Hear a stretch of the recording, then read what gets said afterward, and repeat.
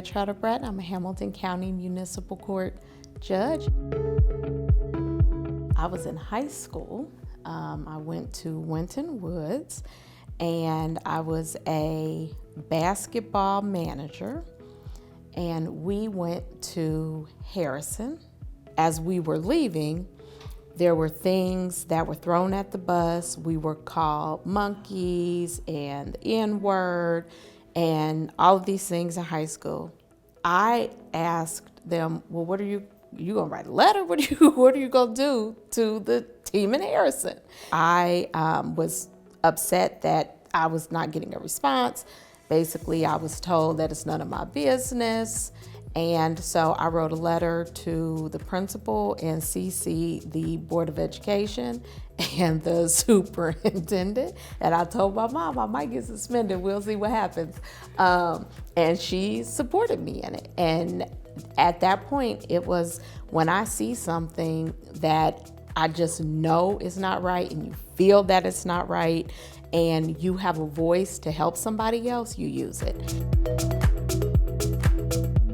Well, actually, the theme of my bar year is Our Bar. And it is themed Our Bar because typically there are groups of people, primarily Black people, who do not feel connected to the Bar Association. But there are other minority groups, Hispanic attorneys, that do not feel connected to the bar. When I started out, I was a member of the Black Lawyers Association. And there is a place for affinity groups, but there is also a very important role that the larger Bar Association plays in the advancement of attorneys of all races, genders, sexual orientations, what have you. So we have worked on increasing the number of minorities, the leadership, really thinking about the leadership. How do we include and work with the affinity bars so that the affinity bars have the support of the larger bar and you feel like you are really working together and that you're a part of both and not just one. I started a social services program in my court. I was able to have community health workers come in. They come in twice a week, and someone that I have identified has basically a problem that we can solve that would keep them out of the system.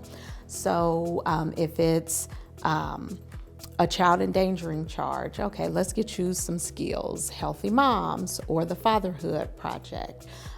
If it's food insecurity, let's connect you with resources so that you're not stealing food. And so the person is put on probation. They come up with a plan. It's a plan tailored to their situation, and their term of probation is to work their plan. And as long as they're working their plan, I have one probation officer, because the reality is that if you are used to living and surviving in a certain way, it is not easy to change that. So there are going to be some bumps in the road. So we have one probation officer who is sensitive to the population that we're working with. So they're not, automatic, these violations for things that you can solve with a conversation as opposed to another court date. And at the end of it, the goal is for you to have closed out the pathway, which means that the issue is resolved. If it was housing, that you have stable housing, that you've been in that housing for a period of time, that we know you can keep that housing, or same thing with food insecurity or skills or jobs or, different things like that. So that is what I am so very proud of, because we've had so many success stories come out of it, and I really feel like it is making a difference in people's lives.